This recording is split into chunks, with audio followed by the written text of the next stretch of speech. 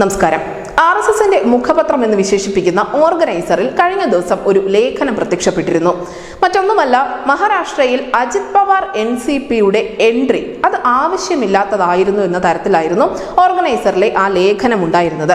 ഇപ്പോഴിത് ആ ലേഖനത്തിനെതിരെ പ്രതികരിച്ചുകൊണ്ട് സാക്ഷാൽ അജിത് പവാർ തന്നെ രംഗത്തെത്തിയിരിക്കുകയാണ്. അദ്ദേഹം പറയുന്നത് ഒരിക്കലും RSSന്റെ മൗത്ത് പീസ് ഒന്നുമല്ല ഓർഗനൈസർ RSSന്റെ പ്രത്യയശാസ്ത്രങ്ങളിൽ നിന്നും ഒരുപാട് മാറിയിരിക്കുന്നു എന്ന തരത്തിലൊക്കെയാണ്. പക്ഷെ ആ ലേഖനത്തിൽ പറഞ്ഞിരിക്കുന്ന ചില കാര്യങ്ങൾ തള്ളിക്കളയാൻ സാധിക്കില്ല. അതിലേറെ പ്രധാനപ്പെട്ടത് മഹാരാഷ്ട്രയിൽ RSS വീണ്ടും പിടിമുറുക്കുന്നു എന്നുള്ള ഏറ്റവും പ്രധാനപ്പെട്ട പോയിന്റ് തന്നെയാണ്. നമുക്കറിയാം, BJPക്ക് ഉണ്ടായിരുന്ന ഒരു പ്രതിച്ഛായ, അത് അഴിമതി വിരുദ്ധ പാർട്ടി അല്ലെങ്കിൽ അഴിമതി മുക്ത പാർട്ടി എന്നുള്ള ഒരു പ്രതിച്ഛായയായിരുന്നു. പക്ഷെ മഹാരാഷ്ട്രയിൽ ഈ NCP അജിത് പവാർ വിഭാഗത്തിന് ഒപ്പം കൂട്ടിയതോടുകൂടി BJPയുടെ പ്രവർത്തകർ അല്ലെങ്കിൽ സംഘപരിവാറിനൊപ്പം നിൽക്കുന്ന ആളുകൾ NCP അജിത് പവാർ വിഭാഗത്തിന് വേണ്ടി വോട്ട് ചോദിച്ച് കളത്തിലിറങ്ങേണ്ട ഒരു ഗതികേടുണ്ടായിട്ടുണ്ടായിരുന്നു. ഇത് അണികളെയും താഴെത്തട്ടിലുള്ള നേതാക്കളെയും കുറച്ചൊന്നുമല്ല ബുദ്ധിമുട്ടിച്ചത്. കാരണം NCP അഴിമതിയിൽ മുങ്ങിക്കുളിച്ചു കിടക്കുന്ന ഒരു പാർട്ടിയാണ് എന്ന കാര്യത്തിൽ ഒരു തർക്കവുമില്ല.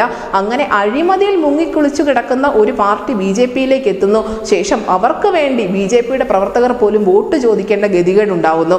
അത്തരത്തിലുള്ള ഒരു ബുദ്ധിമുട്ട് മഹാരാഷ്ട്രയിൽ ഉണ്ടായിട്ടുണ്ട്. ഇത് ഒരു തിരിച്ചടി ആയിട്ടുണ്ട് എന്ന് തന്നെയാണ് ഈ ലേഖനത്തിൽ പറഞ്ഞു വെക്കുന്നത്. മാത്രമല്ല, ഉദ്ധവ് താക്കറെയുടെ ചില നിലപാടുകളും വളരെ ശ്രദ്ധേയമാണ്. നമുക്കറിയാം, ഏതാനും ആഴ്ചകൾക്ക് മുൻപാണ് BJPയുടെ ദേശീയ അധ്യക്ഷനായ JP നദ്ദ അദ്ദേഹം പറഞ്ഞിരുന്നു, RSSന്റെ ആവശ്യമില്ല ഇനി BJP ഒറ്റയ്ക്ക് മുന്നോട്ട് പോകാനും മാത്രം വളർന്ന് പന്തലിച്ചിരിക്കുന്നു എന്നൊക്കെ. പക്ഷെ ആ സമയത്ത് BJPയുടെ ഒരു നേതാക്കളോ അല്ലെങ്കിൽ RSSന്റെ ഒരു നേതാക്കളോ ഒന്നുമല്ല ആ പ്രതികരണത്തിനെതിരെ രംഗത്ത് വന്നത്, മറിച്ച് ശിവസേനയിലെ ഉദ്ധവ് താക്കറെയായിരുന്നു.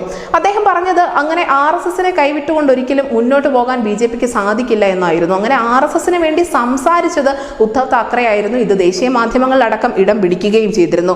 മറ്റൊന്ന് മണിപ്പൂർ വിഷയമാണ്. നമുക്കറിയാം, മണിപ്പൂർ വിഷയത്തിൽ ഒരു ഇടപെടൽ ഉണ്ടാകണം എന്നുള്ള നിർദ്ദേശം RSSന്റെ ഭാഗത്തു നിന്നും ഉണ്ടായിട്ടുണ്ട്. ഈ കാര്യത്തിൽ പിന്തുണച്ചുകൊണ്ട് രംഗത്തെത്തിയത് RSSന്റെ നേതാക്കളല്ല, മറിച്ച് NCPയുടെ തലതൊട്ടപ്പനായ ശരത് പവാർ തന്നെയായിരുന്നു. അങ്ങനെ ഈ ശരത് പവാറും ഉദ്ധവ് താക്കറെയും ഒക്കെ RSSനോട് കാണിക്കുന്ന ഒരു അനുകൂല മനോഭാവം അത് മഹാരാഷ്ട്രയിൽ മാറി മറിഞ്ഞുകൊണ്ടിരിക്കുന്ന ചില രാഷ്ട്രീയ നീക്കങ്ങളുടെ പ്രതിഫലനമാണ് എന്ന് തന്നെ വേണം വിശ്വസിക്കാൻ. നമുക്കറിയാം, മഹാരാഷ്ട്രയിലെ നാഗ്പൂരിലാണ് RSSന്റെ ആസ്ഥാനമുള്ളത്.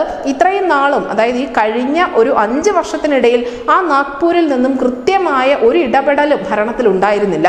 പക്ഷെ ഇനി അങ്ങോട്ട് അങ്ങനെയല്ല, RSS വേണ്ട സമയത്ത് ഇടപെടും എന്നുള്ള ഒരു സന്ദേശം തന്നെ അവർ നൽകിക്കൊണ്ടിരിക്കുകയാണ്.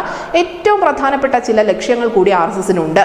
അതിലൊന്ന് ഉദ്ധവ് താക്കറെയെ തിരികെ കൊണ്ടുവരിക എന്നുള്ളതാണ്. മറ്റൊന്ന് ദേവേന്ദ്ര ഫട്നാവിസിന്റെ ഒരു അപ്രമാദിത്വം അല്ലെങ്കിൽ അദ്ദേഹത്തിന്റെ ഒരു ഏകാധിപത്യ ഭരണം അവസാനിപ്പിക്കുക എന്നതാണ്. മഹാരാഷ്ട്ര രാഷ്ട്രീയത്തിലെ അടിയൊഴുക്കുകൾ ഏറ്റവും കൃത്യമായി ആദ്യം മനസ്സിലാക്കുന്നത് RSS തന്നെയാണ്. അതുകൊണ്ട് തന്നെയാണ് ഇപ്പോൾ നാഗ്പൂരിൽ നിന്നും പുതിയ ചില നീക്കങ്ങൾ ഉണ്ടായിരിക്കുന്നത്. ഉദ്ധവിനെ മടക്കിക്കൊണ്ടുവരിക, അതിനോടൊപ്പം തന്നെ ഫട്നാവിസിന്റെ ഏകാധിപത്യ ഭരണത്തിന് അവസാനം കുറിക്കുക എന്നീ പ്രധാനപ്പെട്ട 2 ദൗത്യങ്ങളാണ് RSSന്റെ മുന്നിലുള്ളത്. News desk Malayalam.